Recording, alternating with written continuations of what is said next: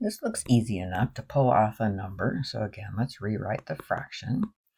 Whoops, without the summation sign. 4 to the n minus 2. So if I take off that number, then I get this is the smaller one. And so what do I know about this? I can pull that 3 on the outside if I want to, and then maybe that'll help me see more easily. It's up to you. This is a convergent geometric. Oh no, BCT fails. Smaller converging doesn't give me anything. So now this is when I turn to LCT.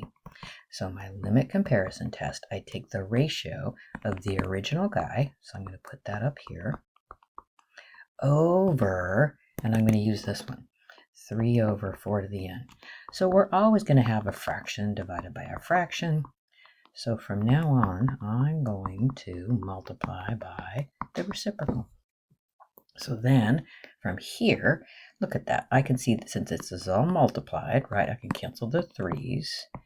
Limit as n goes to infinity, 4 to the n over 4 to the n minus 2. You know you can take highest powers. That gives me 1. So since that number is bigger than 0, they both do the same thing. Since this one converges, I can say, therefore, this converges also by LCT. Let's look at this one. So again, I see it's pretty easy to pull that little number off there. So I've got the n cubed plus 2n, not number I should say, but the 2n. I can pull the 2n off. And then that leaves me something I can use p-test on. This has more in the denominator, so it's smaller.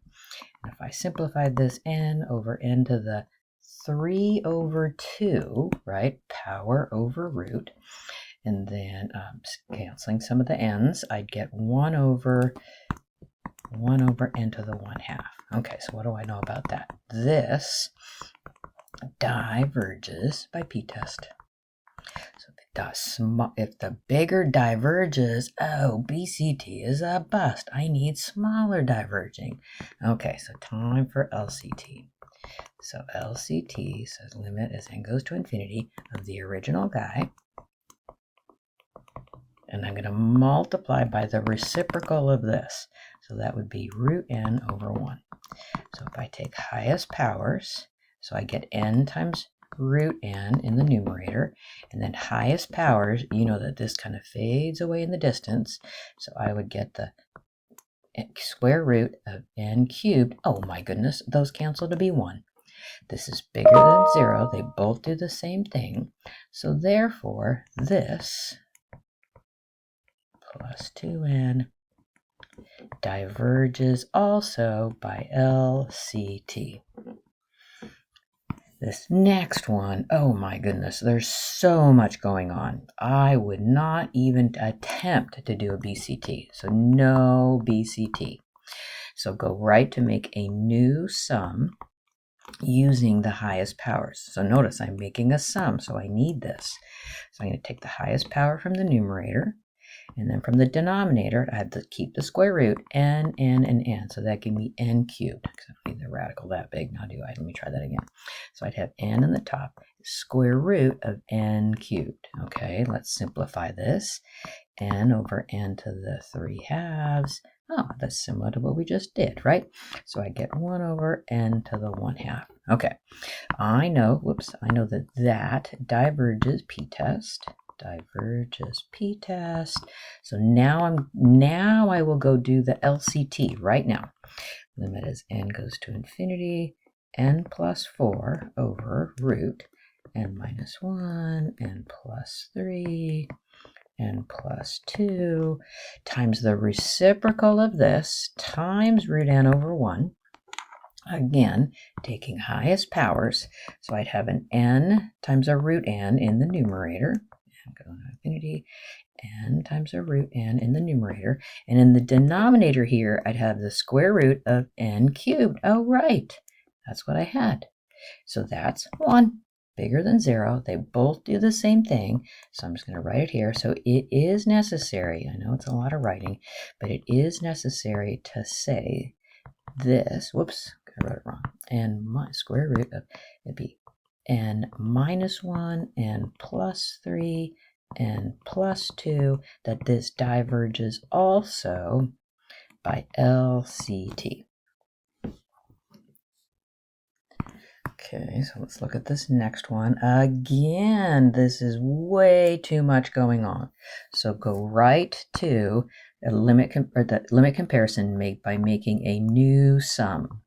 My new sum, remember, keep the sum, highest power from the numerator, highest power from the denominator. Hey, those e to the n's cancel. So I get 1 over n squared. So that converges p-test. So now let's go do the limit comparison test. So limit comparison test, you need a limit, right? And I'm going to write this original one, n squared, e to the n to the fourth minus n squared plus n plus 2. And then I'm going to multiply by the reciprocal of this, n squared over 1. Okay, so I'm going to rewrite this, looking for the highest powers. So I'd have n to the fourth times e to the n from the numerator. Oh, will you look at that? I'd have e to the n to the fourth from the denominator. That's 1, but they both do the same thing. So therefore, this original guy, e to the n to the fourth minus n squared plus n plus 2, must converge also LCT. And I think we did these same ones in the last group work, but let's just do them again. So you know if you're looking at arctangent that you want to use this. Arctangent is of n is smaller than pi over 2, bigger than or equal to pi over 4. I'm looking ahead. I'm thinking I see a geometric 1 over 3 to the n. So that tells me I want to go big, because bigger converging is a good thing. So start with that, and then divide both sides by this, and I think you know you could just go right to 1 over 3 to the n. Pi over 2 times 1 over 3 to the n, that's a convergent geometric. That's good. So you get, therefore, the original guy converges BCT. This last one here, I'm thinking ahead. I think I see 1 over n to the 1/3 p-test. That's why I'm going to go small. So I'm going to say that. Then I'm going to build that denominator and divide it through by everywhere, right? N minus 1, cube root, n minus 1. And I really do want a p-test on this side, right? So I'm going to go one step more and say that this has more on the denominator than this one does. So that's good, because what I have is pi over 4, 1 over n to the 1/3 diverges p-test. So that gives me the conclusion, the original guy, cube root of n minus 1, diverges BCT.